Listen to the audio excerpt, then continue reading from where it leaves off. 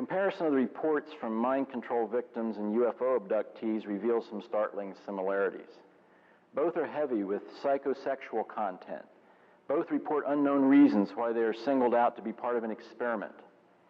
Many claim to be victims of both mind control and UFO abduction. So what I'm going to talk about today is not a complete examination of all that's known about anything to do with mind control, but rather it's going to be kind of a conglomeration of facts, reports, theories, conjectures, and possibilities. The question remains, and it will remain after the talk: is mind control being used? If so, by whom and why?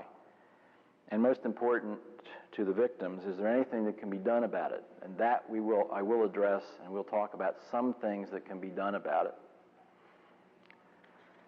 Since the beginning of recorded history, some humans have claimed to be the victims of mind control. The topic can be found in the book of Genesis in the Bible, and throughout the writings of many chroniclers since. Joan of Arc was burned at the stake for claiming she heard voices in her head.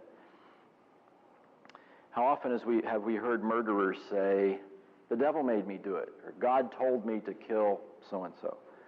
The interesting thing is not are there voices in people's heads, but why and where do they come from? We're going to look at the background that relates to mind control, some actual reports by targeted individuals.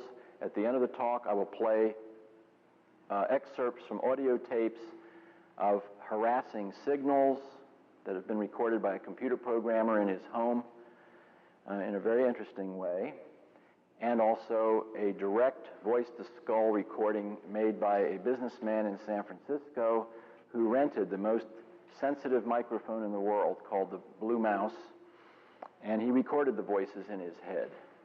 And as you will hear, even though I've edited out most of the X-rated parts, that there is no way that these voices have anything to do with a TV broadcast, a radio broadcast, a telephone conversation. His brain is eavesdropping on something that was going on at some remote location, because there was no sound in the room. He didn't just do this by himself. He had a witness, and the witness I trust implicitly. So you'll hear that at the end. So we'll go over some of the possibilities concerning the source of the claim that mind control is real and being inflicted upon certain individuals, which we call the targeted individuals. It is not, it's this, or this. It can be combinations. There's some people that present as being under the influence of certain kinds of mind control, other people under different kinds of mind control. And unlike most of the talks you've heard today, even though I agree with almost everything I've heard, I'm not going to take the position that it's the government that's doing it. There are other possibilities. But it is also possible the government's doing it, because the government has this long history of experimentation on citizens without their permission and or control. I have over 1,000 emails in my computer actually I have over 30,000 emails in my computer, but 1,000 of these emails are from targeted individuals. Some of them are long and articulate, detailing specific effects they've experienced. Others are short and cryptic, cries for help and relief from the torture they're experiencing.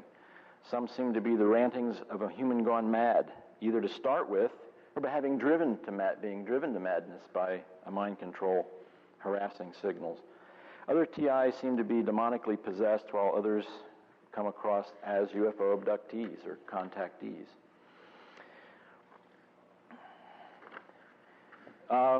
Concept of mind control as a technology is not new. In 1934, there was a report published in the United States entitled "A Method for Remote Control of Electrical Stimulation of the Nervous System" by Chaffee and Light. And in the same year, the Soviets produced a report by Vasilyev entitled "Experiments in Distant Influence."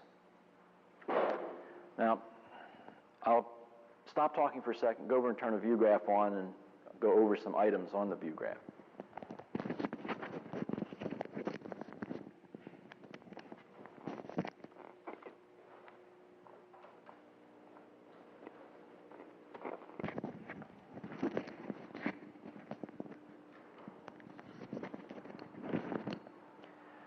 Okay, Is mind control possible? Absolutely. I'm only going to touch on just a few things. I gave more details during the psychotronics presentation, but there is a mountain, I mean a mountain of stuff. You've seen some of it here. I'm not going to repeat much of what you've heard here today, but there is a mountain of evidence, some of which is known by people here now that they've heard the presentations today, some of which you can read about in various publications, but some of which you've never heard before. Who would use it? We'll look at that. And why would anybody want to use it? A lot of people already have a mindset that, well, it must be the government and they're just a randomly selected guinea pig. That's one possibility. There are others. We'll talk about the targeted individuals, some of the things that happens to them, and possibilities, what's going on, and can there be anything done about what's going on. And in some cases, yes, there can be. In other cases, not yet. Okay, who am I? Mary Ann introduced me with a few things concerning my background. I'd like to make some slight corrections to some of the things she said and tell you a little bit more about who I am. Well, I'm a medical engineer with graduate degrees from both George Washington University, not Georgetown, and from Brownell University in Elmhurst, England. Unfortunately, that university is now defunct, and the franchise was bought by some diploma mill in Florida. So I stopped telling people, hey, my doctor of science degree is from Brownell University. Oh, that's the one you can buy. It was an honorary degree. It was not earned in the sense that I went to school there, and another reason for maybe not using it. However, it was granted based on my works and publications. As she mentioned, I was a system engineer for the Polaris and Poseidon weapon system, working for industry as a systems engineer on those projects. I was a project manager for the Naval's Metal Matrix Composites project and the Marine Corps' non-lethal electromagnetics weapons project. I was a dolphin researcher that was privately funded, and we were looking at basically interspecies communication. Can dolphins and humans communicate? The dolphins have very little difficulty communicating with us. We just don't know how to communicate with them. As far as I know, I created the only data that still exists. It's still unique, that proves that dolphins not only send out acoustic signals, simultaneously with the acoustic signals, they send out electric signals and magnetic signals.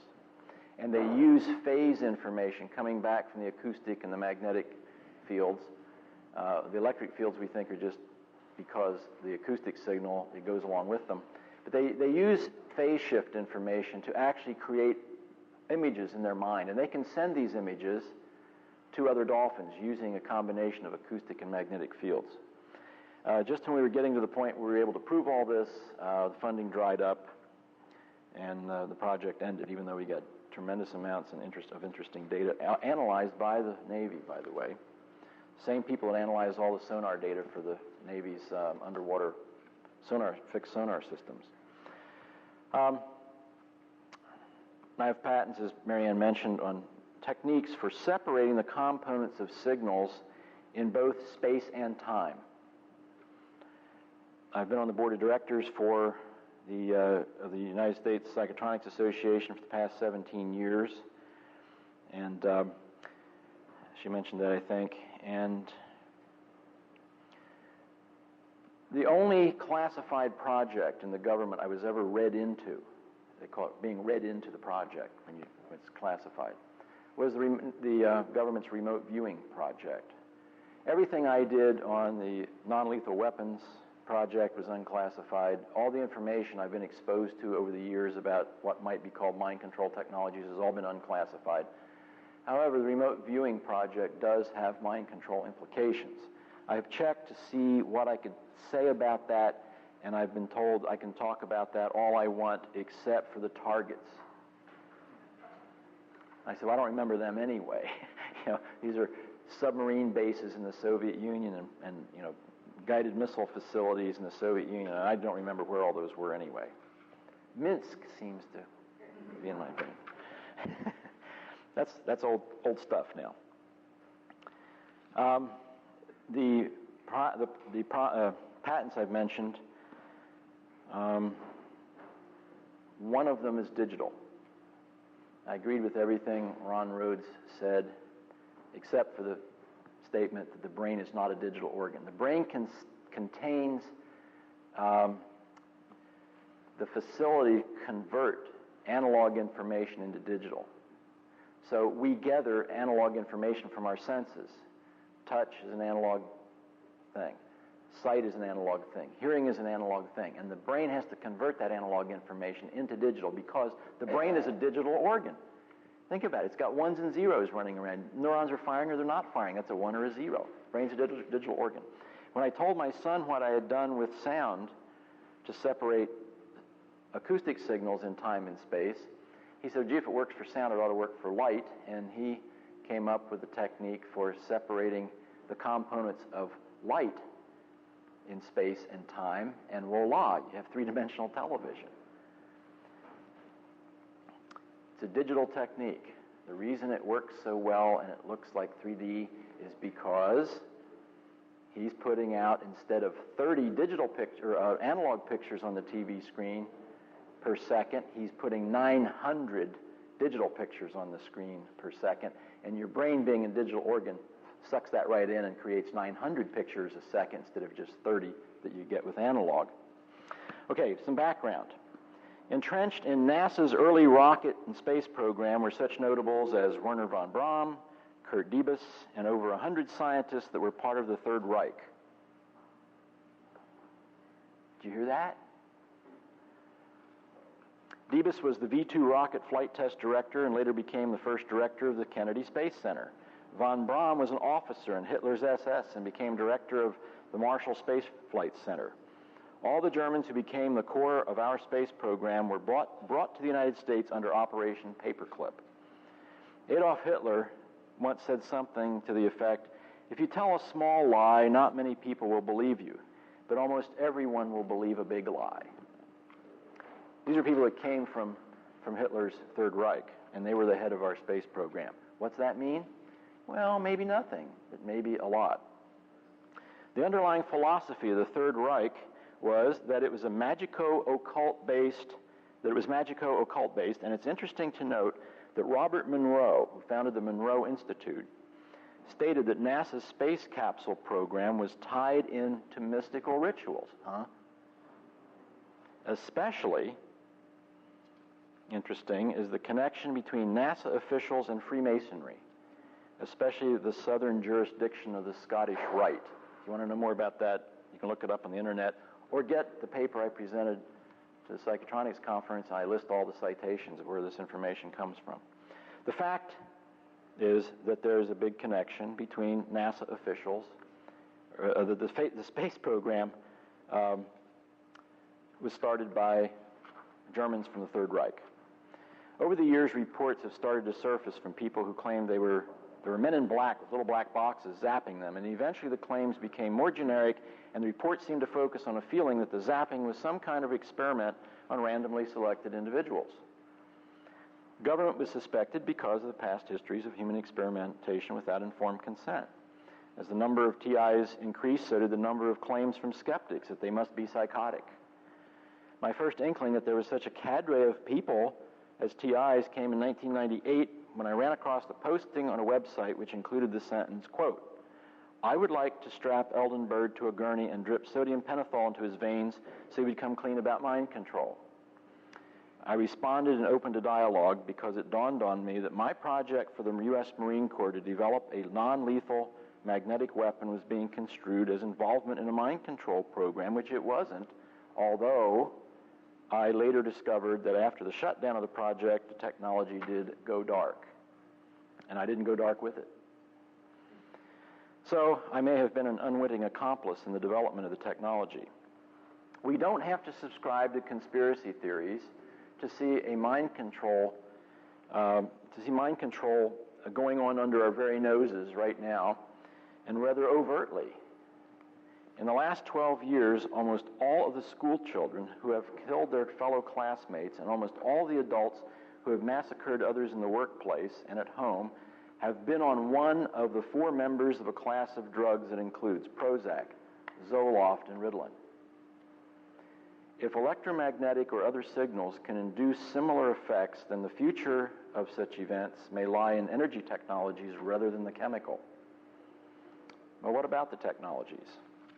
Mr. Rust was absolutely correct when he said that emotions can control DNA. This is a fact. It's been demonstrated, replicated. However, I hate to tell him that the technology does exist to influence emotions, which can then influence the DNA. And unfortunately, the technology also exists to control scalars and use them to influence biological functions at the quantum level. That's the new technology you may not have heard of yet. I'll talk a little bit more about that in a minute. In the 1950s, the Soviets published an open literature report entitled Biological Radio Communication, document that thick, translated by the Foreign Technology Division of the Air Force. It may have formed the basis for the Russian woodpecker because in this report, published in 1950, Vasilyev said that at 1 to 4 channels of input to the human brain, thoughts could be injected, but the subject knew that they were coming from the outside, that they were external to the mind. Between 5 and 12 and 11 channels, the thoughts were inside their head, but they knew they were not their own. And at 12 channels, the thoughts seemed to be their own. Maybe even an explanation for false memory syndrome. Interesting that the woodpecker, the Soviet woodpecker, worked up to 12 channels before going off the air. 10 years after the signal was discovered, I asked the CIA engineer assigned to it if they ever figured out what it was really for. And he replied, quote, "It was either over-the-horizon radar or a psychoactive signal." It wasn't over-the-horizon radar because at the same time they had the woodpecker going, they also had satellite technologies to look over the horizon. They didn't need an over-the-horizon radar. That only leaves one possibility in my mind. Psychoactive signals have been observed and photographed on television sets inside people's homes in the United States. Interesting that when that photograph was sent to 2 places. It was sent to Dick Cheney's office under the previous Bush administration, and it was also sent to an aerospace corporation here in California. And the response from Cheney's office was, "Forget about this. It doesn't mean anything." From the aerospace company, it was, "Where'd you get this psychoactive signal?" How did they know? Jose Delgado's been mentioned here a few times, and he's kind of been painted in a way as a bad guy. Jose was a very good friend of mine. We haven't had any communication now for several years, but let me tell you 3 things about Jose Delgado.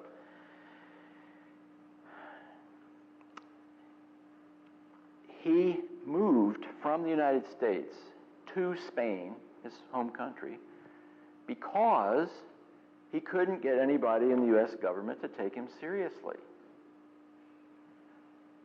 The CIA had to go and contact him in Spain and ask him questions if they wanted to know something because of a collection request.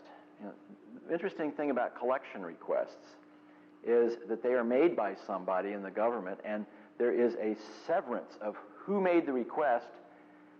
There's a severance of that information to the collector. So the collector goes out with a set of questions. He hasn't the foggiest notion who asked these questions or why. It's just his job to ask the questions, bring back information. So Jose never knew who in the government wanted to know things. But one of the interesting things is that he was spending most of his time outside of Spain in the Soviet Union. And I asked him, I said, why are you giving your technology to the Russians rather than the United States? Aren't we the good guys? He says, I don't know who the good guys are. He says, but I do know this. They pay attention to me. They listen to me. They roll out the red carpet. They're interested in what I'm doing. And, I just get some flunky come over and ask me questions once in a while from the U.S. government. So he says, yeah, I talk to them because why not? They listen. He invited me to give a presentation at a conference he was that he was the chairman of in Montreal. We're talking about early 1980s. At this conference was everybody I had ever met that I knew was doing research in anything that might be construed as mind control, that was doing it in an unclassified venue. It included Andy Bassett, the bone healing guy. It included Damadian. It included Polk. It included people. One guy even who had a lab. The only person in the whole Navy that I knew of was doing mind control research in a way, even though I didn't consider mind to be that at the time. This guy was. And when the government shut his project down, the Navy shut his project down, the same day they shut mine down, he killed himself. And I thought, man, there's a million interesting things to do in life. I am not my projects. I do not get married to the work I do. But he was. His life's work was his life. And when they shut down his life's work, he ended his life. Well, now I'm wondering if he really did. I don't know anymore, I guess. At this conference, I was sitting right between Andy Bassett and Jose Delgado, and across the table from me was Ross Adey. And I asked all three of them, how long have you been a member of this society that's sponsoring this conference? And they all said, we've never heard of it. A month after the conference, there was a collection request that came out from who knows who in the government, and somebody from the intelligence community, just a young guy, had a set of questions. I said, who asked these questions? He says, I don't know. They don't tell me who asked them or why. I'm just been sent to ask you these questions about that conference. And one of the things I told him was that the sort of the top-level Russian that was there to give a presentation on mind control experiments in the Soviet Union using human beings in mental hospitals. I asked her, and I described her as a heavy-set, humorless Russian PhD.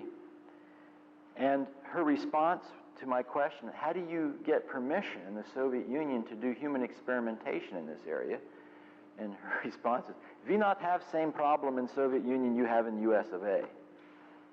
Okay. When the report came out about this, there was a report that came out a couple months later, and I had alerted the intelligence guy out at my laboratory, if anything comes through your office having to do with Soviet ELF or mind control or anything, let me know. And he says, hey, we just got a report in, it's classified confidential, you might want to see it. The report was the interview with me. And the reason I know that for a fact is, Dr. So-and-so from the Soviet Union was described as a heavy-set, humorless person. And so I knew it was the same interview. Of course, it was obvious when I read the content. So somebody and the reason I was interviewed was because I was the only, I was the only person with a security clearance that was at that conference. No one there had a clue who this guy was that put it together, or this so-called society that was sponsoring it. I later found out that he was from East Germany, and it was a fishing expedition just to see, who was doing what.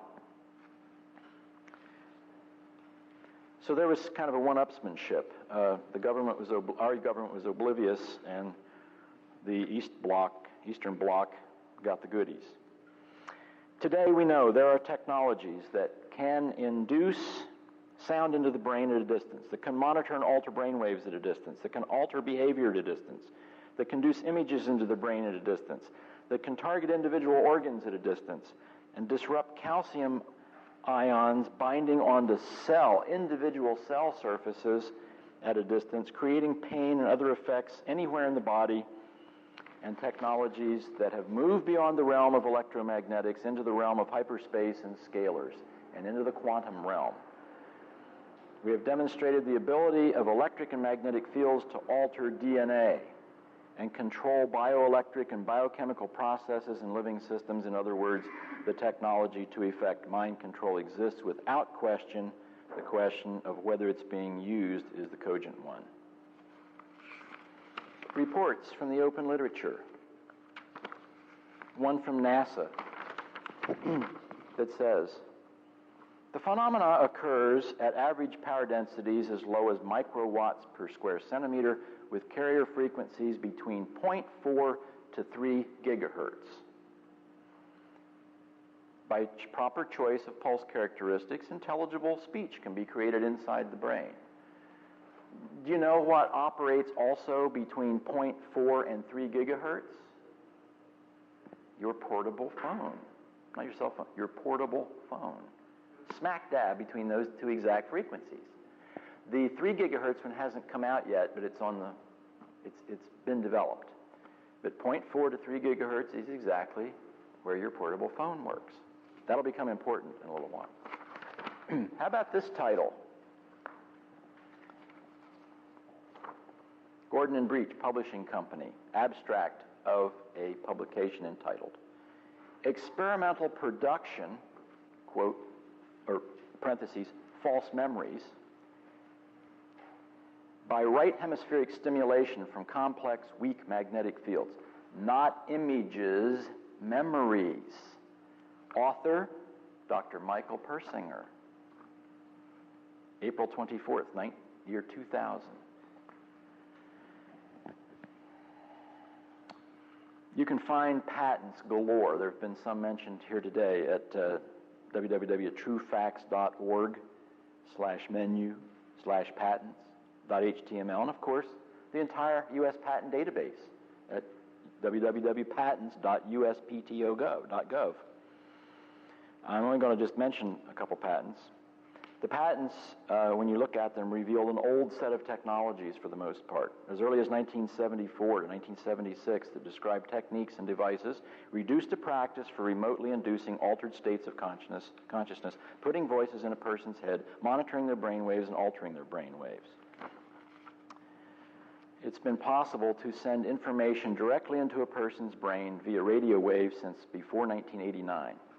In 1985, an ears, eyes, and throat doctor in San Francisco told me directly that 10 years before that, he had put audio into a person's head via radio waves, and then in 1985, he could do it in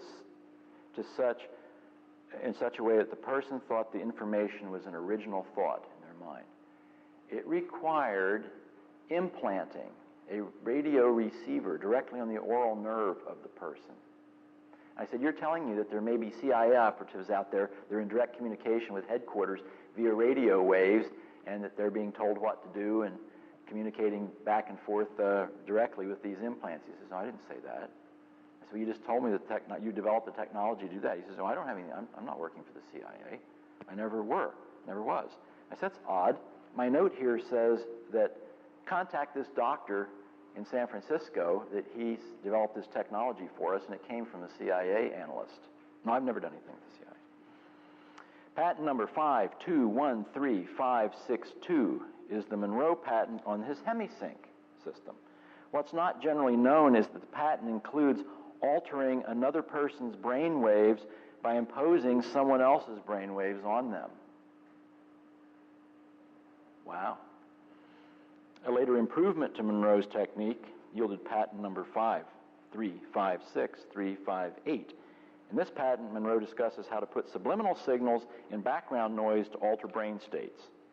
Multiple sources are used, and even a hypnagogic or sleep state was shown to be inducible via audio inputs. Nanotechnology was mentioned. It was just in the news last week that the same Japanese scientist who constructed a fully functional coil spring that fits inside a living cell has now made this little teeny plastic bull with horns and nostrils that conducts electricity that fits inside a living cell. If we can do that, what else can we do? It was just announced 3 weeks ago, that they have perfected a room temperature Josephson junction, an artificially constructed device that only lets one electron through it at a time. Squids don't have to be made now with being dunked in liquid helium. You can do it at room temperature. When that was announced, theoretical physicist friend of mine made a quick calculation. He says, my gosh, now we can make a brain the size of a brain. Same number of neuronal connections, acts just like a human brain. Of course, it'll make mistakes. In 1980 and 1981, I was tasked by the U.S. Marine Corps to develop a non-lethal weapon. using electromagnetic means. They were going to give this project to General Electric, but when I heard about it, I said, why do you want to do that? You know, I can do that. And they said, why can you do that? And I said, I'm the only medical engineer the Navy's got, and, you know, I've been looking into this kind of stuff. I think that's doable, and you don't have to give it outside. We can do it in-house. Well, I chose to concentrate on ELF nonlinear magnetics for several reasons. That was the easiest thing to do, for one thing. When the project was terminated by the sponsor, it had been demonstrated that such signals could alter the behavior of rats, cause histamine to dump into brain tissue, and we could entrain human brain waves at a distance. I'm of such a conviction that I would not allow that part of the project to be demonstrated, to be used on anybody else but myself. I was the guinea pig for the brainwave entrainment part of that. You don't feel anything, just that for a while, your brainwaves are different. So it worked? Oh, it worked. And immediately after I showed that we could do these things, they stopped the project and made it go dark, apparently. Under contract to me was Drs. Elizabeth Rauscher, Dr. Ross Adey, Dr. Evan Harris Walker, and Michael Persinger. And in addition to what I just said, at the theoretical level, we showed that in imaginary time and space, in hyperspace, electromagnetics results in solitons, and that only quantum events can occur in small neurons in your brain. And that phase conjugate fields, which create scalars, can cause profound effects in living systems. At the time, I thought that the shutdown of the project was just stupid on the part of the government, but I enlisted the help of Senator Claiborne Pell, who, as a senator, could go and dig into classified projects and find out that, indeed, well, first he told me there was nothing there, and then a year later he called me into his Senate office building. He said, can't give you the details, but your project went dark. So I have pretty good authority that it really did go dark. One central part of the project was the evaluation by Ross Adey of the Lida-4. The CIA had obtained the device through Canada, along with a photo showing a whole room full of people asleep in an audience with the Lida-4 machine sitting on the podium. It was touted and patented in the U.S. as a medical device that emitted extremely low-frequency magnetic fields, acoustic signals in the form of clicks, heat, and electric fields. It was constructed in the 1950s. While it was in Dr. Adey's lab at the VA hospital in Riverside, putting cats and rabbits into stupors, a tradesman passed by the lab, confronted Ross, asked him where he got that brainwashing machine. Ross explained it was a medical device from the USSR. The tradesman said that he and his buddies had been brainwashed by an identical device during the Korean War in a POW camp. While they were under the influence of the device, questions and answers were read to them. When the Red Cross arrived to check on them, they asked questions, and the prisoners blurted out answers to the questions and wondered where the answers came from. If a technology was developed in the 1950s that worked to put people asleep at a distance and had a hypnagogic effect on them, it is reasonable to assume that it was refined and the devices made smaller. Psychodiagnosis and psychocorrection. I found it interesting that the only project I was ever involved in that had to do with anything classified was remote viewing, and yet once I got in, started listening to the people in the TI area, I started noticing that I was also peripherally associated with a whole bunch of other stuff that I never put together as pieces of a puzzle before. 10 years ago or so, I was asked to be the chief engineer for a project that was co-sponsored by the Human Potential Foundation in Northern Virginia and Chris and Janet Morris. Chris and Janet Morris brought 2 Soviet scientists to Washington, D.C., and then to the medical school at the University of Kansas to demonstrate a technique they called psychodiagnosis and psychocorrection. Although it involved the use of electrodes attached to the scalp, technologies have been developed to allow remote monitoring and intervention to occur. Basically, Dr. Igor Smirnov and his engineer had developed a very sophisticated computer program. It took a 486 computer several hours to analyze the data they collected in 20 minutes, to look at brainwave responses to emotionally charged words. The computer generated a 3-dimensional plot that related several variables, resulting in a diagnosis of what was the person's root cause of a problem. For example, if a man treated women badly, the cause might be hatred of his mother. The subject's brainwave response to words such as mother, love, hate, women, and so forth would be very telling. He was attached to a 32-channel EEG machine, and as they watched a TV display of what appeared to be random serial words flashing on the screen. Around the screen was a circle of LED lights flashing at an ELF rate. When I asked what they were for, the answer was, quote, to focus the attention to the screen. Sure, it was just like when I asked Dr. Smirnov, who claimed not to speak English, till I asked him a point-blank question in English, what the three orthogonal canisters were above the subject's head in a photo he passed around at the medical school of Kansas. He said, smiling, "You come to Russia, we show you." Once diagnosed, an affirmation was constructed to change behavior. The affirmations were not direct. For example, if it was determined that a problem was driving a person's behavior had to do with their hating their mother, the affirmation would be in the form of, it's okay to hate your mother, not, don't hate your mother. This would reduce the stress associated with hating one's mother. The affirmation was converted into a sound file in the computer, turned upside down, 180 degrees phase shift and amplitude, and reversed. It was then embedded in white noise and played to the subject as a subliminal. The 180-degree phase shift and reversal made the affirmation more easily assimilated by the subconscious. Change occurs at the subconscious level before it occurs at the conscious level. Of equal interest was a computer game that was demonstrated where the subject would try to guess a random number the computer would select. A score was kept during 100 trials. Guessing would indicate a 1 in 10 chance of guessing the right number. However, some volunteers scored 30 out of 100. Then the computer would look at the guess compared with the next machine selection, and in some subjects they scored much higher when their guesses were compared with the second number the computer randomly chose, proving the existence of precognition. The Russians said the KBG was interested in their technology, but they hadn't given it to them. At the University of Kansas, the staff was interested if the technique had been used to treat alcoholics. The response was, alcoholism is not a disease. People drink for many reasons. When we discover the underlying cause of drinking, we can make excessive drinkers stop. Maze. Anybody read the book Maze by Larry Collins? Came out about 1984. The book Maze by Larry Collins. You know who Larry Collins is? The author? Anybody ever read O Jerusalem?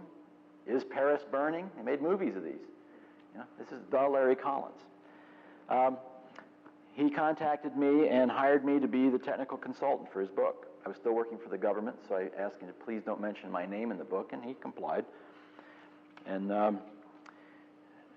we collaborated on the approach to technology, which the book wove several complex plots together.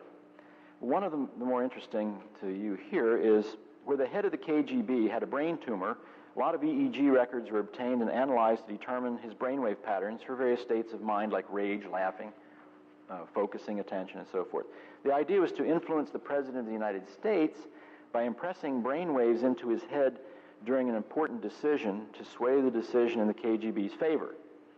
We settled on the technique of creating a scalar signal by phase conjugating two magnetic fields at right angles to each other. And you heard Brother Rhodes talk about that. One generator was placed in a van about a half a mile from the White House, and the other in an apartment about half a mile away. The field strengths necessary to create the desired effects were well within the realm of what had already been demonstrated, but the critics panned the novel, saying it was way too far out.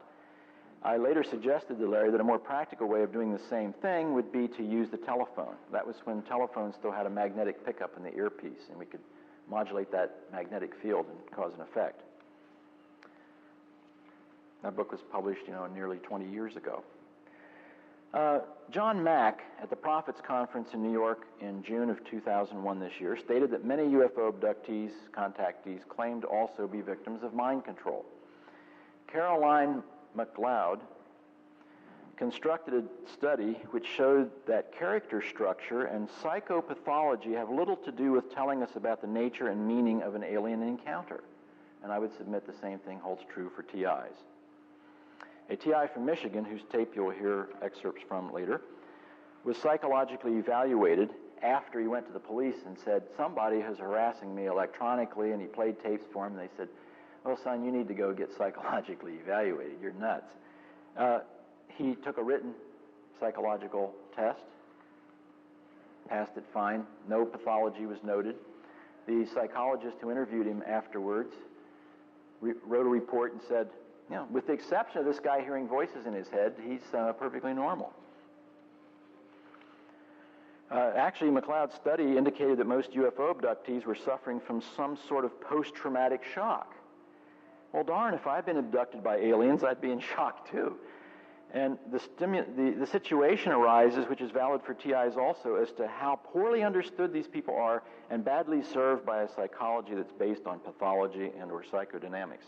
If TIs are to be helped, methods of understanding must be developed that can combine human experience with empirical study and relate them to communication at a subjective level. Also, the mental health field needs to transform from its position on pathology to an alternative that includes self-realization. At some point, the TI is going to say something to the effect, I don't know why I'm being a target, but regardless of what my friends and the culture says or thinks, these experiences are happening to me. They do not need external verification. When the TIs can reach this point, it helps them become grounded. They can feel that they know themselves well enough to say, what I know about myself tells me I'm having this experience, and that's good enough. However, the current worldview is based on scientific materialism, that reality can only be determined by the scientific method, which is hypothesis, controlled experiment, measurement, replications. Unless something can be proven to exist by this method, it is dismissed out of hand or relegated to the purgatory of the subjective. Richard Sauter was mentioned. He's written several books on secret installations and various things, including Kundalini experiences.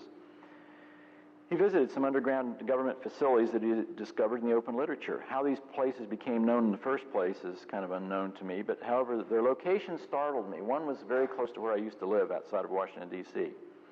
One TI has described her experiences to me at one such installation in Virginia. It was an underground bunker that was supposed to house high-level government officials in the event of nuclear war. When she was about 9 years old, she was, quote, drafted. Her father was a mafia chief and worked with the Pentagon, she said. She was drafted to participate in a study to determine how people might act if they thought a nuclear war had broken out. The participants were told that during the study, war had broken out. Hokey videos were shown depicting victims and devastation outside the bunker. The TI reports that havoc ensued. Men took babies and dashed their brains out against walls. Rape and violence were common.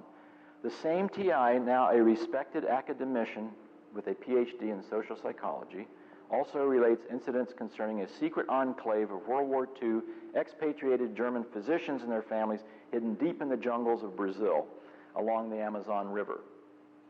When only about 7 or 8, she was taken there on several occasions. She was the go-between between Germans and an indigenous tribe of natives who practiced sympathetic magic. The details are too lengthy to include here. However, I independently verified the existence of this enclave. As a matter of fact, it just so happens that the friends I'm staying with while here this weekend verified this. They've been there. They've talked to the Germans. They know about them. And they didn't know anything about this other person. That the Monroe Institute, tucked away in the forests and hills of Virginia, had a connection to the government is a loosely held secret. What has gone on there and what goes on there is not entirely public. But I do know this. I know that the CIA did experiments with Bob Monroe. I know that the current scientific director there came from the Army's remote viewing program at Fort Meade in Maryland. It's suspected that military psychic spies were trained there. It is known that active duty Army personnel were there and even assisted the staff in certain duties. My experience with the intelligence community leads me to believe that a certain part of their childhood has never grown up. I got a secret. Nah, nah, nah, nah. This is part of their personality. My CIA contact left the agency 15 years ago. I just contacted him day before yesterday. He left the CIA to become director of research for General Motors. He is now head of all General Motors operations in the Far East. And he told me in an email day before yesterday, he says, He said, there's no such thing as mind control. The CIA was never involved in mind control. No government agency's ever been involved in mind control because everyone's too stupid in the CIA and the government to get involved in a mind control program. We were interested in whether or not the technology existed. I assume he's talking about electronic mind control because obviously, anybody who's been listening in the last few years at all knows that the CIA was involved in mind control experiments with drugs. He was a public law appointee, higher than any GS level rate, higher than a GS 18. And he was head of life sciences division for the CIA. And he was totally oblivious when I used to visit there. The first time I ever went there, he had this plaque on the side of his office door that said LSD. And I said, LSD? He said, that stands for Life Science Division. I said, it also stands for LSD. I mean, you're the same guys that were doing He said, no, we didn't do that. And he just kind of didn't dawn on him that LSD could stand for LSD, too. You think the government and the CIA has never been involved in mind control experiments? Here's a good one. I don't know if you've heard this or not. I was just kind of shocked and dismayed when I heard it. The article that ran in the Los Angeles Times on the 6th of July, 1999, by Alexander Cockburn, pointed out very clearly and without rebuttal that Ted Kaczynski, you know who Ted Kaczynski is? The Unabomber. Ted Kaczynski was part of a CIA mind control experiment at Harvard in the late 50s. That's a fact. That can be verified very easily. Of course, you've heard about Project Moonstruck, which preceded MK Ultra. There was Project Orion in 1958 in the Air Force, where they used ELF modulation of radar and microwaves. MK Delta superseded MK Ultra in 1960. It was long range ELF modulation of VHF, HF, and UHF signals to put on television, radio, power lines, and maybe other radiating sources. There was a Project Trident, which I had nothing to do with. My Trident had to do with the Trident submarine. There was a lot of hype about the Polaris weapon system. We had this great undersea, invulnerable doomsday machine that could wipe out the entire world 6 times if the Soviets got uppity. You heard a little bit about Poseidon when it was going to replace Polaris, and now we had MIRVs. We had multiple independent reentry vehicles that could go and hit multiple cities, not just one big, huge explosion to put a super hole in the ground with a 10 megaton device. But how much have you heard about Trident? The Trident submarine is bigger than a football field. It's 300 yards long. It's almost 1,000 feet long. It's this huge, monstrous one Trident submarine can kill everybody on the Earth 10 times. And we got a whole fleet of them sitting out under the ocean. No one talks much about it. It's the ultimate doomsday machine.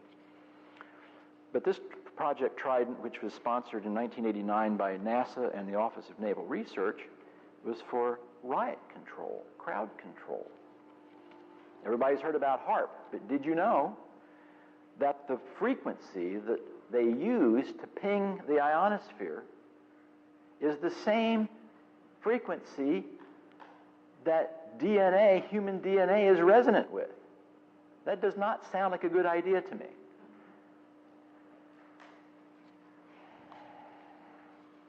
Project Clean Sweep, CIA, NSA, and ONR, 1997, 1998.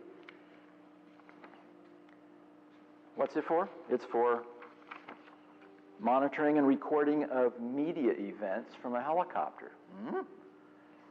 Rebroadcasting those events to influence large groups of people and effect mass behavior control. Media events? Rebroadcasting? Smacks of mind control to me. It's also known that Army Colonel John Alexander was instrumental in getting neuro-linguistic programming tried in the military as a training technique. NLP masters claim they can kill people with it at a distance. I used to have lunch with John Alexander when he became head of research for the Army in terms of not making a lot of the decisions on what got funded, but for dispersing the fund. He had $10 billion worth of funding that he could fund projects with. Not of his choosing, but to make sure that the right things got funded. But he had an input. He apparently ruined his career by conducting metal bending parties. Nobody knows what metal bending parties are? Has it been that long? Yeah. Jack Houck, right from Los Angeles here, developed the technique that allows anybody to interact their mind with a piece of flatware and make it so soft you can tie it in knots. On February 6, 1998, I won't reveal the source of this, although the person who said this is here and will know who it is. On February 6, 1998, testimony was presented to Clinton's National Bioethics Advisory Commission. In one of these presentations, it was established that experiments with microwaves in pregnant women had been conducted by the NIH and FDA. The NIH and FDA both stated they kept no records of the experiments. Anybody who's ever worked for the government knows this is either a lie or the documents have been destroyed. It was also established that universities are involved in black ops. For example, in 1998, UCLA's Human Subject Protection Committee issued, and by the way, I guess this would be of interest, I wrote the Navy's human experimentation protocols. I wrote them because I was going to involve myself in an experiment, and I wanted to make sure that I wrote the protocols. You had informed consent of yourself. That's right. I made very sure that it's perfectly legal for a person to experiment on themselves. No law against that. It is against the law to kill yourself during the experiment, however. Would you believe? No one's ever been prosecuted for that, but when I went back the following year and I said, I want to modify the protocols, they said, no, we can't do that. I said, why not? And they said, well, we already have a set of protocols. I said, yeah, I know, I wrote them. And they said, well, they've been blessed by the powers that be, and nobody, not even you who wrote them, are allowed to change them. Anyway, the UCLA's Human Subject Protection Committee issued an edict requiring all human subjects be informed of the risks involved in any experiment, including black projects. UCLA was or is affiliated with Los Alamos and the Lawrence Livermore Labs.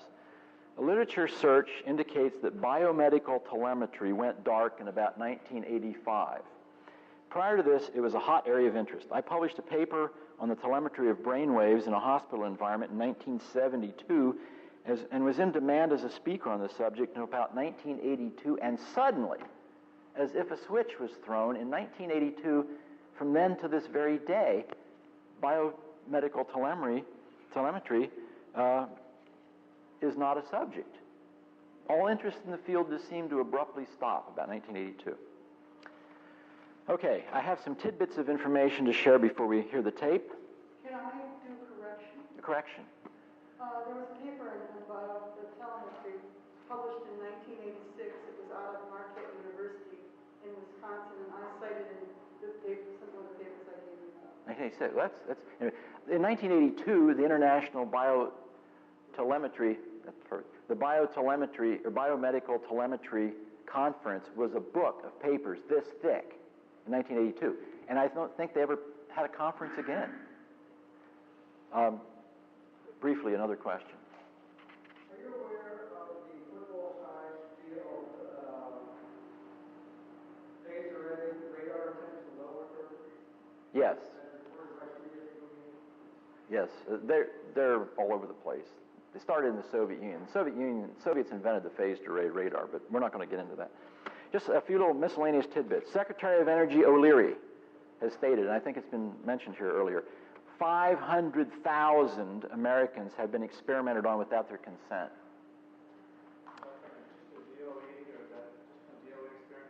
I think he just that's all he would be able to comment. Just the radiation experiments.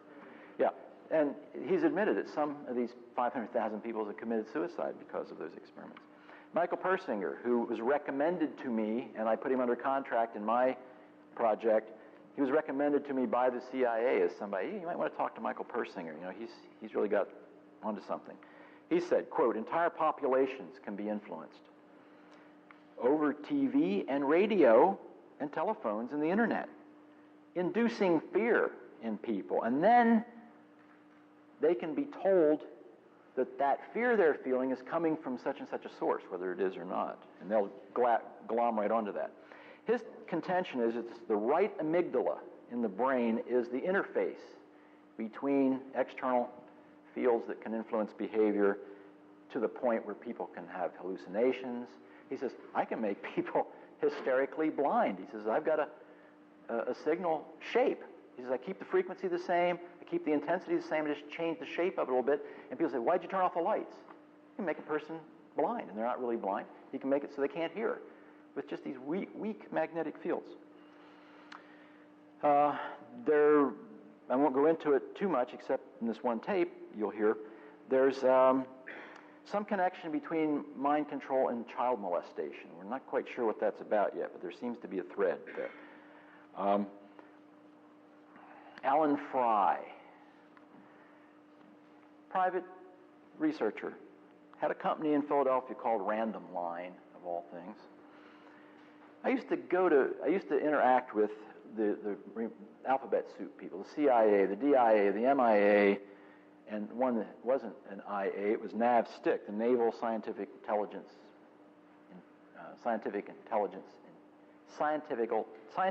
Technical and Intelligence Command.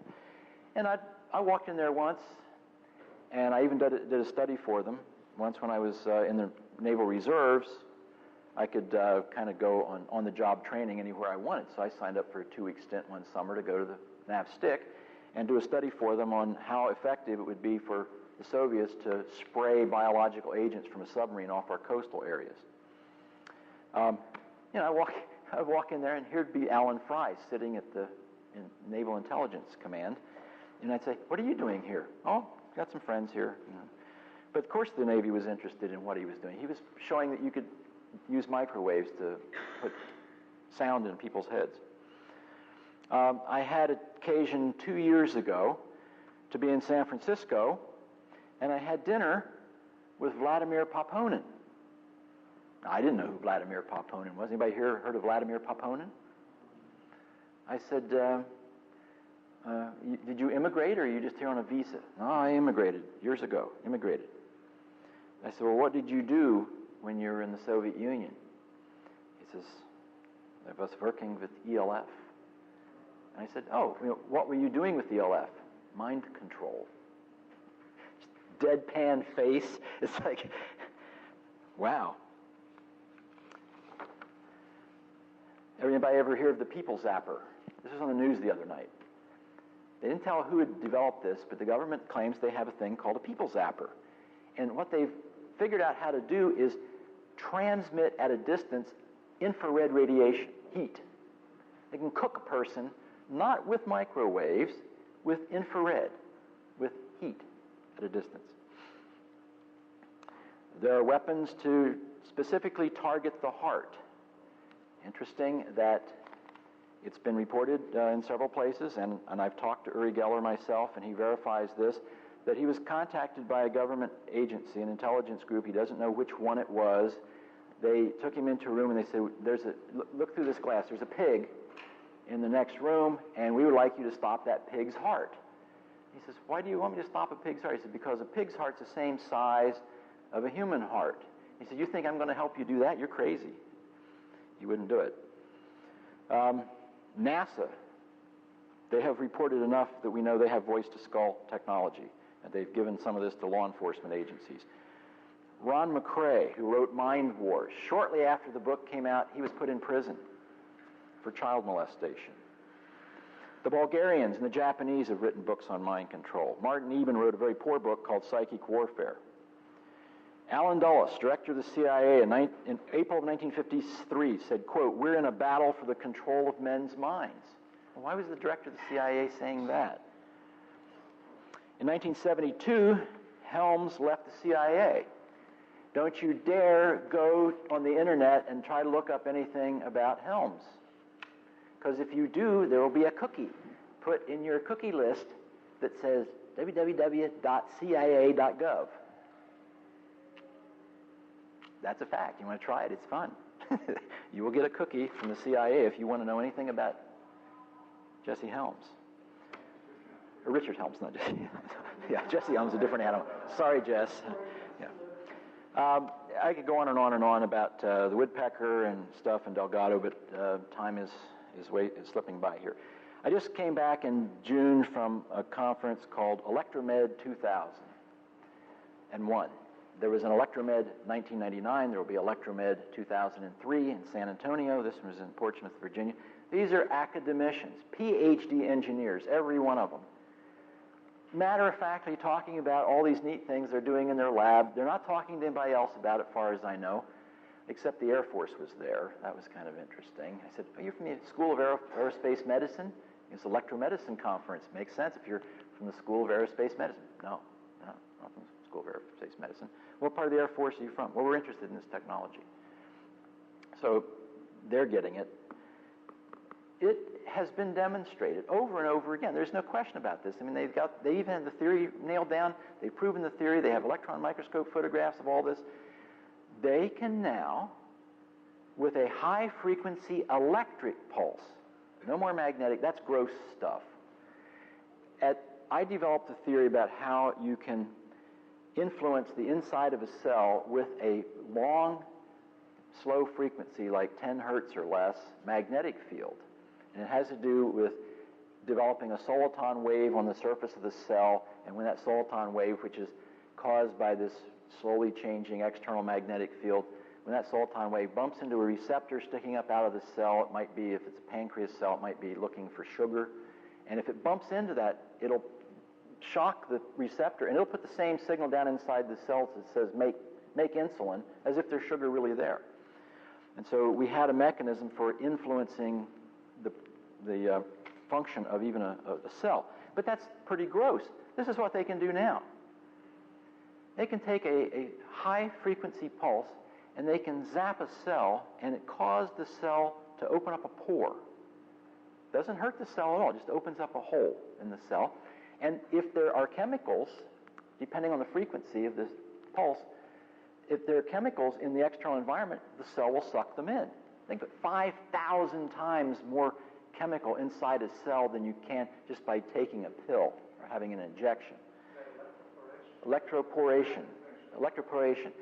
The first set of papers were about electroporation and how they can zap the cell with 2 pulses and keep the pore open longer and even increase this.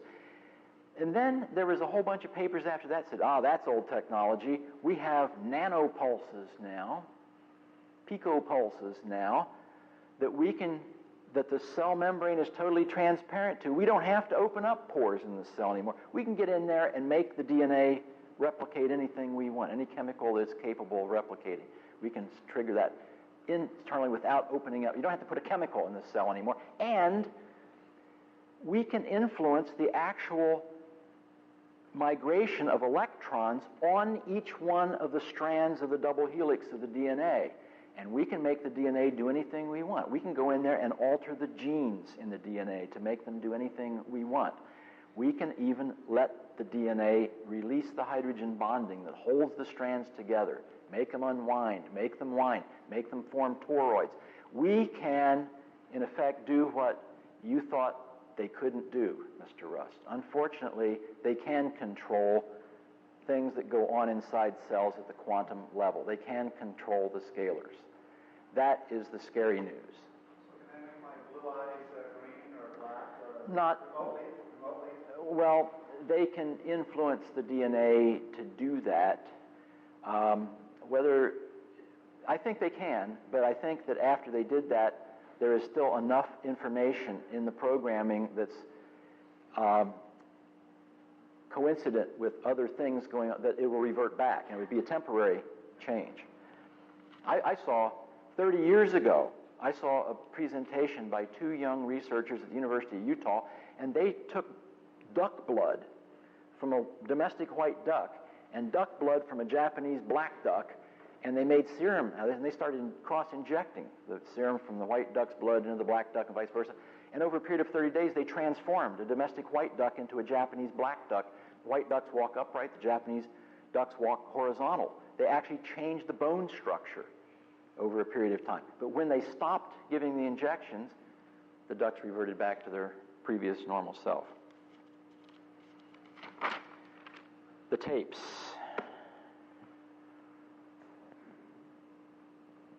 The first tape you're going to hear, these are excerpts. I'll turn it on and then you'll hear something and I'll turn it off. The first thing you're going to hear is a recording made by a computer programmer in Michigan off of channel 81 from his old black and white television set. So what? Well, if you have an old television set, it has a mechanical dial for the UHF channels. They go from 14 up to 89 or 86 rather. And sometime in the past, and I don't know exactly when, the FCC took away the upper channels, UHF TV channels, from the TV industry and gave them to the portable cell phone people, or not the portable telephone people. So, and if you've got a new television set with the coaxial cable, it doesn't go past 69. All the television stations from 70 through 83 or 84 were given to the portable phone people. So the first thing you're going to hear is a recording made off of channel 81 at 3 p.m. in the afternoon on February the 20th of this year. The second one will be at 3:15 on the same date, and you'll see that there's a difference. If you have an old television set, go home and turn it on to anything above channel 69, and you will hear that constant static. It's nothing but white noise. There's nothing there. This shouldn't be.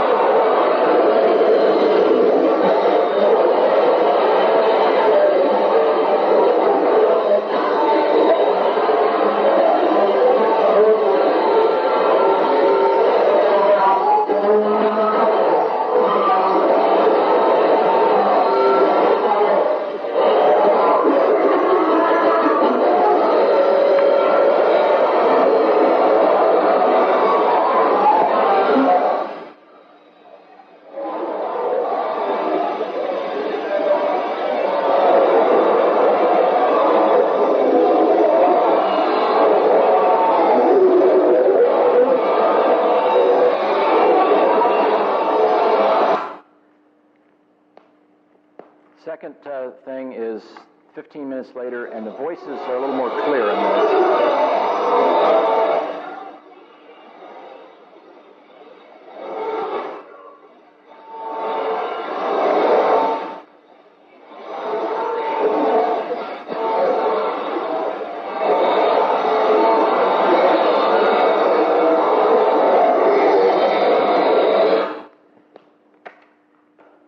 Now you could hear their voices in the background. He claims he can understand what they're saying.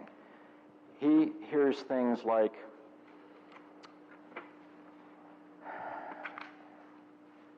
die. We're raping your mind. Why don't you just give up and die? You don't have any control. You're going to be among the victims. We're messing with your brain. I'm using, even though there's no children in the audience, I'm not using the exact words that he says he hears. Give up and move out. I don't hear that. And I told him, I said, I don't hear anything. I hear, these voices kind of, but I don't hear anything. He says, it's amazing. He says, everybody that listens to this says they can't hear. He says, I hear it very clearly. Now, there is a problem with this, these two. He lives in a populated area.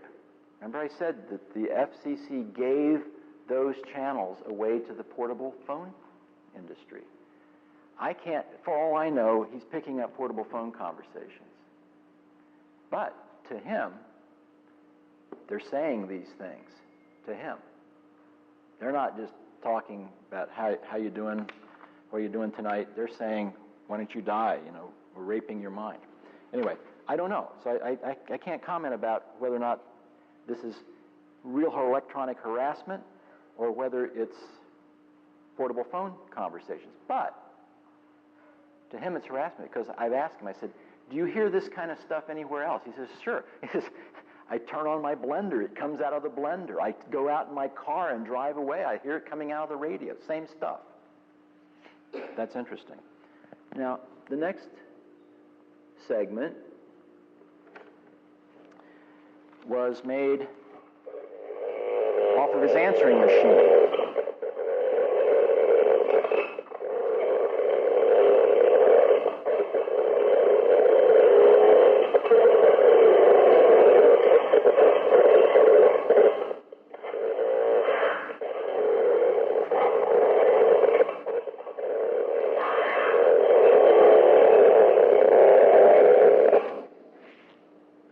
I said, well, maybe your answering machine isn't working.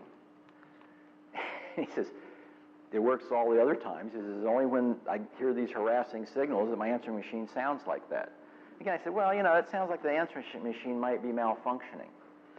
So I was very disappointed at this point. I thought, well, I'm not even going to play this kind of stuff at any of these talks because there's several explanations possible. And then he hit me with this. This is taken off his shortwave radio. And when I heard this, it was very unnerving, to say the least.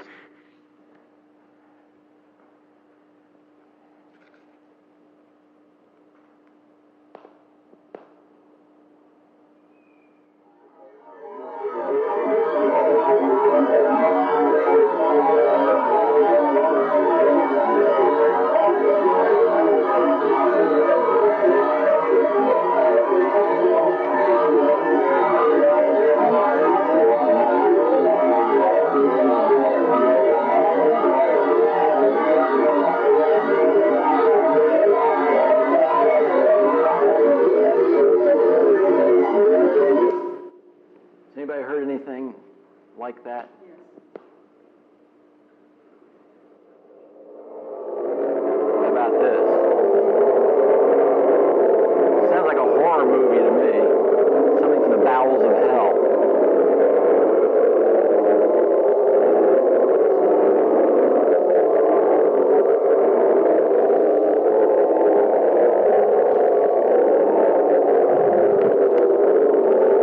There's a mathematical relationship in that.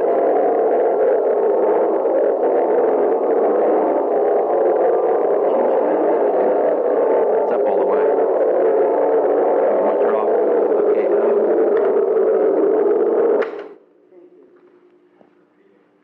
Yeah, it repeats over and over and over. About 4 years ago or 5 years ago, they drilled a hole in Siberia, I think it was, and they got voices exactly like that out of the hole.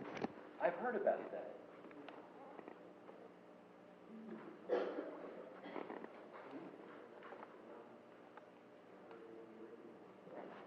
If you put on the next one, yeah. I think so. Yeah, that's the one. I think so.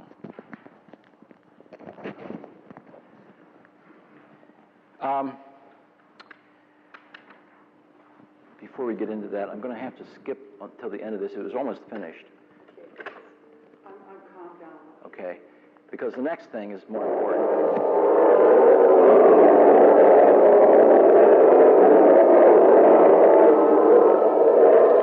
Okay, this next is, these are the voices from the guy's head in San Francisco. No. That was another one of the, off the short wave. It's okay. It just surprised me. I'm okay now. Well, Just totally surprised that somebody had recorded it. He contacted me when he started the project. okay, these are the voices from the guy's head. It's not going fast forward. Fast forward doesn't work. So I'll turn it down. Okay, it's over. Okay, here are the voices from the guy's head. It's amazingly clear.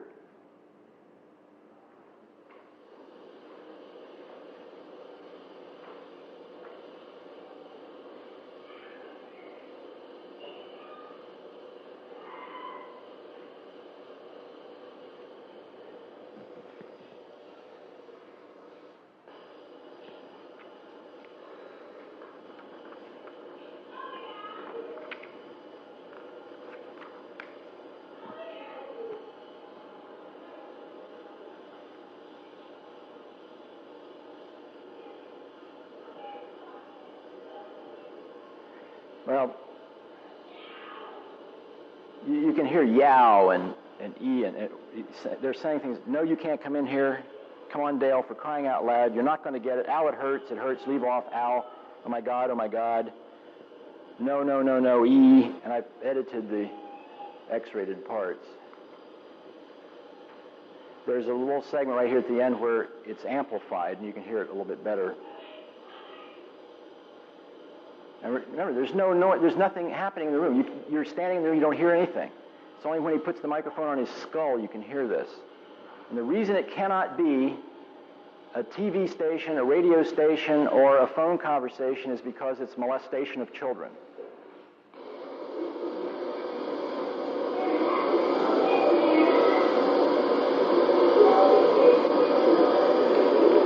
They make you watch.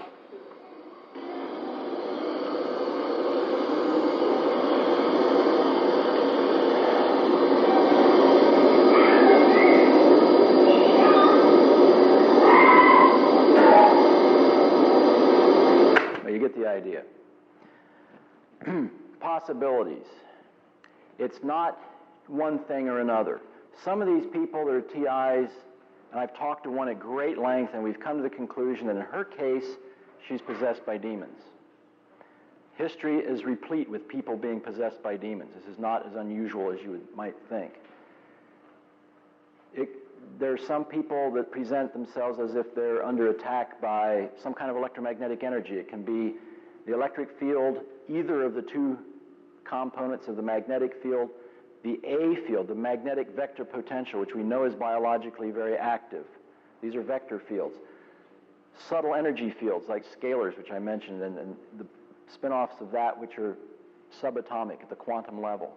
Alien technology, the fact that there's such similarities between a lot of the TI's reports and the UFO abductee reports means that there might be alien technology involved with some people.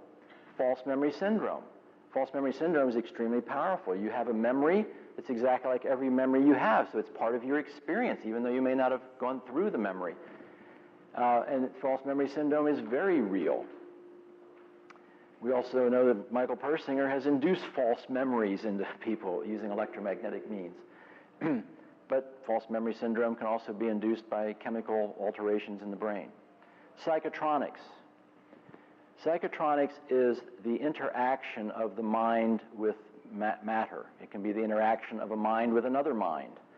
The thing that's good news about some of these, including psychic attack, mental illness is also a possibility, whether the person was driven mad by being harassed or they were mad to begin with and think they're being harassed, who knows. But, okay, what can be done? Demonic possession. Prayer. Prayer is very effective. Works better with groups, absolutely. Prayer is your communication with God. Meditation is God's communication with you. Never end a prayer by hanging up. Listen. Spirit releasement, the Baldwins published books on evil spirit releasement, and that can get rid of demonic possession. Exorcists, priesthood, prayer and fasting. So there is some help for these people, but it's very difficult. They can't do it alone. How about the EM energies? There are blocking devices. Saw one here a little earlier. Here I have two. One puts out the natural frequency, resonant frequency of the Earth ionosphere cavity. We live in it all the time. We assume it's benign. It amplifies it locally. It will overwhelm any magnetic field coming in. Unless you're in the middle of Los Angeles or New York City, then it probably doesn't work too well there. These devices are available. They're about $65. I can get them. Or you can just let me know and I can get them. In fact, this particular one is saleable right now. I just have one of each. This one is not in quite as nice and pretty a box, but you'll notice that this one's tunable. You can make it go anywhere from about 90 cycles a second on down to a half a cycle a second.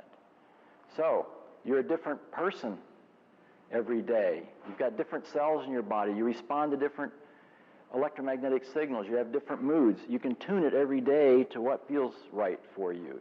A lot of people don't want to mess with something like that, so they want one that's just like a magic bullet. Well, there is no magic bullet. Would the Lex Brain Center do have the same function if you wore that? The CES device? Yeah, it's different though. It puts an electrical signal right into your head. This is a magnetic field.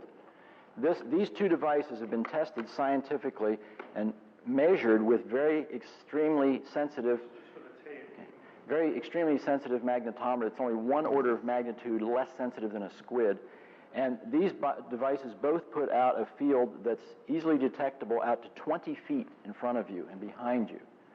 And it's 10 feet high and it's 2 feet wide. So you're in an ellipse. You put it in your pocket, you're in an ellipse of a field that will interact with any incoming magnetic field and alter it. It'll change it. Now, but that's only one aspect. It only does magnetic fields. I've made a few that do scalar fields also, but I don't know how effective they are. All I know is that it puts out a scalar field too that's the same scalar field. In the scalar, it's the same as the magnetic field, but it's a scalar. There's various models of that. Some involve Tesla-type coils. Subtle energy, that's the bugaboo. That's why I was asked the question of Mr. Rhodes, and I was glad to hear that they have something they claim will do scalar fields, because that's really tough. And that's the new technology. And we don't know how to even, as far as I know, except for what he may have, even detect these suckers unless you're in a university with an electron interferometer, which are very expensive. Wait, Taylor, about the modified Geiger counter, which will be when you get a scalar field, Wait, Taylor? Yeah, I haven't talked to Bill Tiller about that, but I've read his book, and that might be okay. It's part of an answer, maybe. It's not.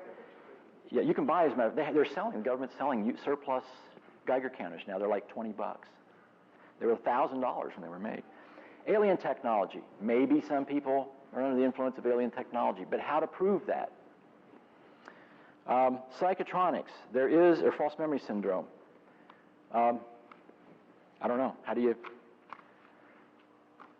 you can, if you're under the influence of false memory syndrome, the only way you can even find out is reality check with somebody else.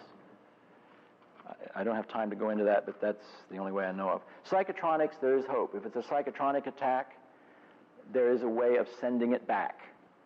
Also, there's a way of sending back electric high-frequency microwaves. There's a way of detecting them. They're called radar detectors for your car to keep the police from, you can get alert. And there are radar jammers you can buy that have corner reflectors that reflect the radar from the police's signal back at them after modifying the incoming signal. See, no, there's the only states that I know that they're illegal in is Connecticut and Washington, D.C. They used to be illegal in Michigan, but the law was changed. And radar detectors and radar jammers, so far as I know, are legal everywhere except Connecticut and Washington, D.C. The reason that the jammers are legal is because the police say they don't work. Well, they would say they don't work. Okay. Wrap up, and then we'll do some questions. Maybe it's a laser jammer, I don't know. But the radar detectors nowadays will also detect the laser signal, so you can tell if you're being lased. Psychic attack, there are techniques for sending back that too. There are psychotronic devices that you can use to send back unwanted input psychotronically.